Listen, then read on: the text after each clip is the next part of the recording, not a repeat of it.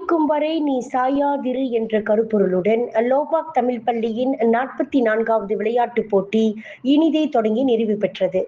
ஒட்டுமொத்த மாணவர்களுடன் பாலர் பள்ளி மற்றும் சிறப்பு வகுப்பு மாணவர்களும் பங்கெடுத்த இப்போட்டியை நெகிரி செம்பிலான் மாநில அரசு ஆட்சிக்குழு உறுப்பினர் வீரப்பன் சுப்பிரமணியம் இப்போட்டியை அதிகாரப்பூர்வமாக தொடக்கி வைத்து உரையாற்றினார். அவர் தமதுரையில் தமிழ் பள்ளி மாணவர்கள் கல்வியில் மட்டுமின்றி விளையாட்டு, கலை மற்றும் பிற திறன்களிலும் சிறந்து விளங்க ஊக்குவிக்கப்பட வேண்டும் என அறிவுறுத்தினார். தேர்வுகள் மட்டுமே ஒரு மாணவரின் திறமையை மதிப்பிட உதவாது.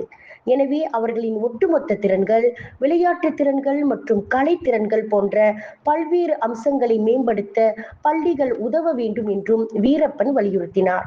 இதனிடையே பெற்றோரின் திரளான வருகையை பாராட்டிய ரெப்பா சட்டமன்ற உறுப்பினருமான அவர் இந்நிகழ்ச்சிக்கு 5000 ரிங்கிட் மானியம் வழங்குவதாகவும் உறுதியளித்தார்.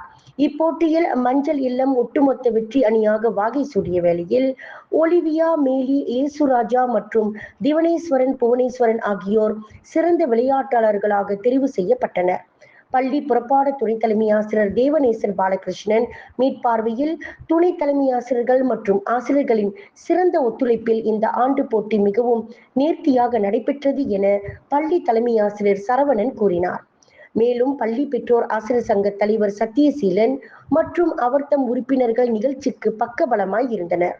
அதேவேளை நிகழ்ச்சிக்கு சிறப்பு வருகை புரிந்த பள்ளி மேலாளர் வாரிய தலைவர் ஜெயக்குமார் தமது உறுப்பினர்களுடன் கலந்து கொண்டதோடு இப்போட்டிக்கு நன்கொடையும் வழங்கி ஆதரவு அளித்தார் என்றும் சரவணன் குறிப்பிட்டார். விண்வெளியில் மேலும் செய்திகளை தெரிந்து கொள்ள கீழே இருக்கும் பெல் பட்டனை அழுத்துங்கள்.